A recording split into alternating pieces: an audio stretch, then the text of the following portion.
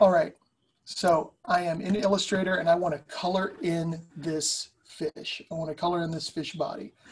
I told you earlier that you could, because it is one shape, because of the way I've got it, I can just fill it in by dragging and dropping that in there. But let's say, for example, it's not. What if it's not one shape? What if I've made it of several pieces, like some of the drawings that we looked at today? So you may be tempted to grab your brush tool and make your color, make your fill or stroke, you know, give it a color. Whoops. I have to deselect so I don't do this. So I'm going to grab my brush tool and grab this color. I'm going to make a new layer. I'm going to lock this layer, but I'm going to make a new layer and I'm going to color under this fish. You may be tempted to do this, right? Because it looks like you're coloring, right? And maybe even choose a bigger brush. Like, let's say, I'm going to double click it. And you go, hey, that's cool. Mr. He doesn't know what he's talking about. Look, I can color this in, right? And you are coloring it in, but here's the problem. Illustrator is a vector-based program. Illustrator uses points and math and lines to say, like, okay, here's the shape you're trying to do. While it looks good, while it looks like it's colored in, this is actually what I just did. And I don't know if you can see that, so I'm going to zoom in. I'm going to change the color. That's what I did. I made a bunch of lines and strokes that I scribbled together and created it. So Illustrator is seeing 11 billion points, right? And that's going to increase the size of your document. It's going to increase the complexity of your document, and it's going to make your document want to crash, right?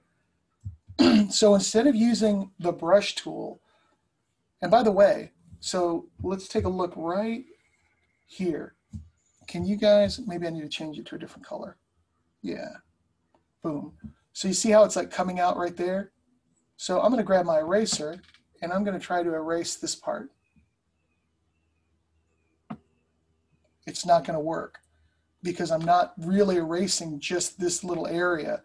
This little area is predicated on this point right here. So if I really want to erase it, I have to erase this point, right? And then I have to pull this in and all this other stuff. Anyways, don't do it that way. What you want to do, and by the way, you'll see that all the way through, I've created all these different strokes and lines and everything. Now it is kind of funny, I could grab my scale tool and I could change my scribble lines. I'm just waiting for it to catch up to me. So, but we don't want to do that. Underneath the brush tool is a thing called the Blob Brush Tool. And when I click on the Blob Brush Tool, what that does is, if I click here in color, now you'll see, again, if I do this, you'll see that there's no scribbly lines inside.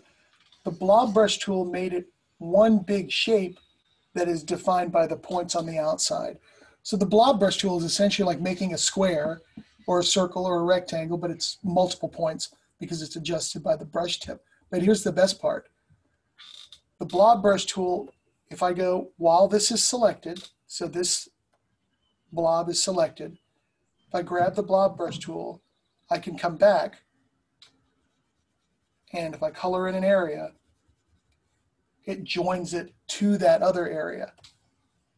So it's joined in there. And it is not a series of a bunch of scribbled lines. It is actually joined together. And that means I can change the color or whatever, and you can kind of see that a little better, how it works. So that is the Blob Brush Tool, which is under the brush tool.